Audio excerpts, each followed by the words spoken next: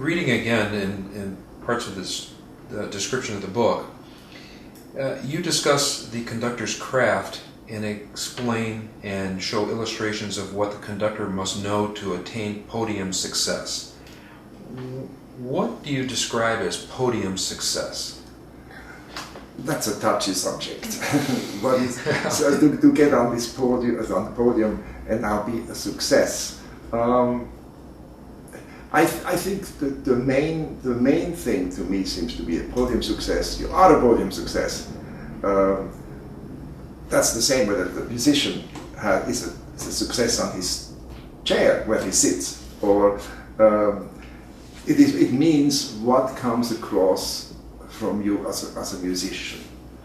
How do you convince people that you should be there and show them how you think Beethoven meant this particular passage this way? Because, well, I mean, who are you to stand in front of wonderful musicians and Novo plays this particular cadenza and Beethoven 5 plays it his way and has listened to everybody the way they play it, has his teacher tell them this is the way it goes, and here the conductor comes, has never played, of course, the oboe or many instruments, or even a wind instrument, and they say, no, do this. No, the musicians, they're artists themselves, and so they will. What is the great thing about kind of for the conductor is, if you want to make a podium success of yourself, is to learn from what you get from the musicians, and of course, hopefully it matches what you think about a piece.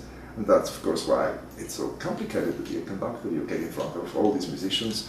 Each person has their own view, and you get up there and you tell them this way or this way. So it's not that. It's the success is when you can show them that you really have a feeling for the composition, and you project an impression that you really seem to understand what the composer meant.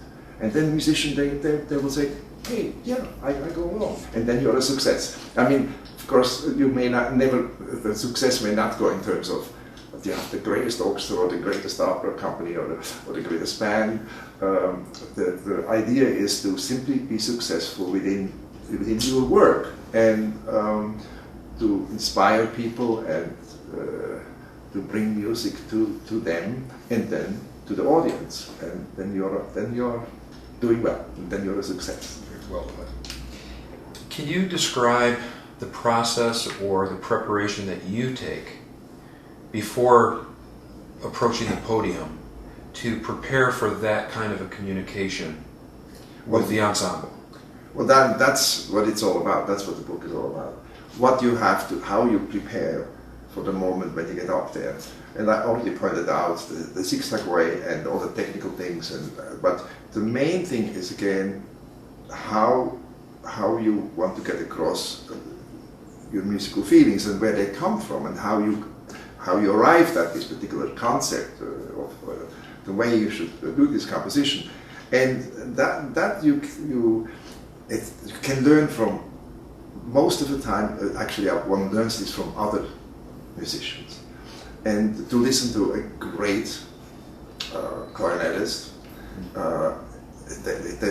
this musical, it has great ideas how to project a tune, how to shape a phrase, and you take it over. You make it part of yourself, and you go to chamber music concerts. You try to find out who is the best, who is really a very good band conductor. I want to see how he's doing this. Or of course with the conductors we are very fussy. We say this is a good conductor, this is a good conductor, but or choral conductor. But we learn each time we go. We learn what to do and how to do it. And of course the studying of the score makes it personal, because I have those notes written by the composer, and now have to develop a musical concept, and that's a never-ending process. And we change continuously after listening to other interpretations, and also the style changes. New scholars come along and say, "You have done this all wrong. This is the way it has to be." Like for instance, the metronome now, which we, Beethoven metronomes, you look at it very differently. In the old days, my God, nobody paid any attention to it. We just did the way it felt. Now, musicologists, and they say, hold it, this, you have to stick to what the composer wrote. But then now the time changes again, and the audience changes, and we have to be varied. So it's many different impressions which we get continuously in the music world, that we come up with different ideas, and basically it's a search all the time of how to do it. Never ends. Never ends. Never ends.